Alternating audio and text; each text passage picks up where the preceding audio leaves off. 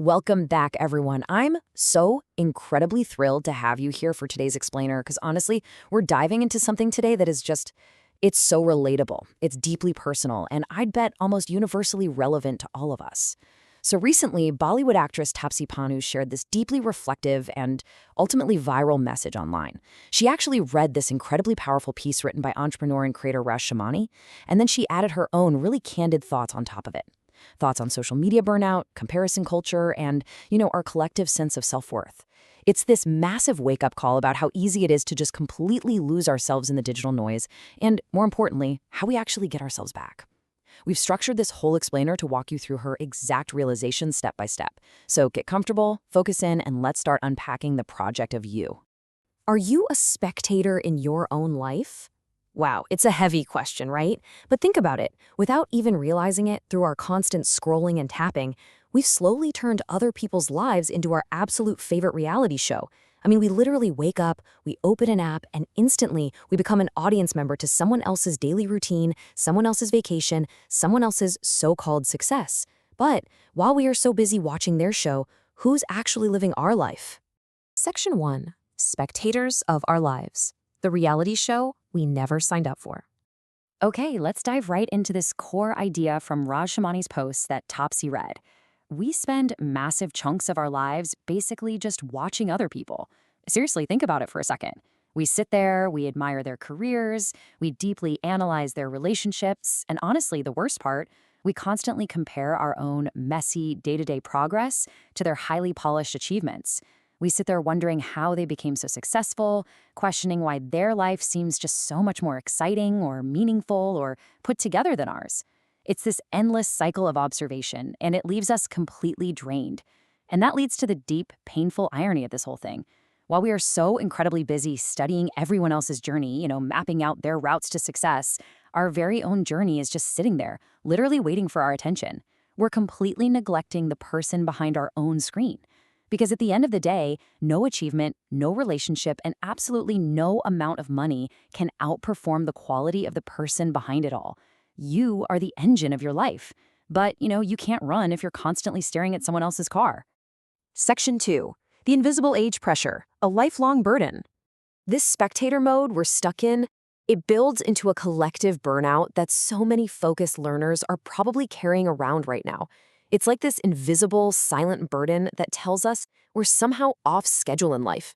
Maybe you're 28 right now, and you're seeing friends getting married or promoted, and you're just feeling completely left behind. Or hey, maybe you're 35, you've been working for a decade, and you're deeply questioning all your career choices. Or perhaps you're 45, and you have this nagging feeling, wondering if it's just too late to start something entirely new. Whatever age bracket you happen to fall into, social media is right there, ready to make it look like absolutely everyone else has their life perfectly figured out, which basically magnifies your internal pressure tenfold. Section 3. The social media competition, an exhausting race. So Taapsee added her own personal reflection on this, noting that over the last few days, she'd been really thinking about how platforms like Instagram have just morphed. They don't even feel like genuine communities anymore. They feel like this relentless, utterly absurd competition. It's an exhausting race that we never formally entered, yet there we are, running it every single day. I mean, we're competing for the title of the best face card or the hottest picture. We're trying to prove we're the strongest person by showing off the most number of pull-ups. Or we're competing to post a picture from the absolute most exotic holiday location we can possibly find. When you really take a step back and think about these metrics, you realize just how exhausting and really how superficial this digital race truly is. This naturally leads to Taapsee's incredibly introspective question. What kind of validation are we actually seeking here? Like, why are we doing all of this? We really have to pause and ask ourselves, are we desperately hunting for validation on social media just because we aren't getting it in our personal lives? Are we literally trying to fill a real-world void with digital likes? Section 4. Exposing the highlight reel, reality versus illusion. Let's pull back the curtain a bit on these perfect lives we see online. Because what we are constantly comparing ourselves to is so heavily curated. We see the highlight reel, right? The success, the exotic holidays, the absolute perfection. But what about the rest of it?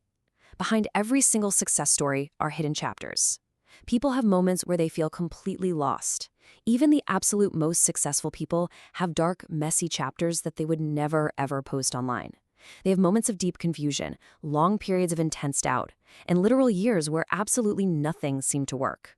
You are comparing your messy, hidden, behind-the-scenes chapters to their perfectly polished highlight reel. And this brings up another fantastic point that Taapsee raised. Is that post or that picture-perfect caption even real validation? Is it real life? Actually, fun fact for you, psychological studies suggest people take an average of 15 to 20 selfies before finally choosing just one to post. That's wild, right? So more often than not, there might be a completely different, much messier story behind it all. The smile might be posed, that holiday might be incredibly stressful, the success might feel entirely hollow. We just don't know. Section 5. Your most important project. The ultimate pivot. So, what do? How do we fix this? Well, it's time for a major pivot. We need to shift our energy far away from all that external digital validation and redirect it entirely toward intentional, internal growth. It is time to start working on your absolute most important project. Because, listen to this, what separates successful people from everyone else isn't just raw talent. It's their willingness to keep working on themselves. They stopped being spectators in other people's lives and they became the active lead character in their own. They invested in their own growth, their own skills, and their own well-being. And this brilliantly illustrates the main point here. Raj Shamani put it perfectly. The ultimate goal in life isn't to become better than other people you see on Instagram.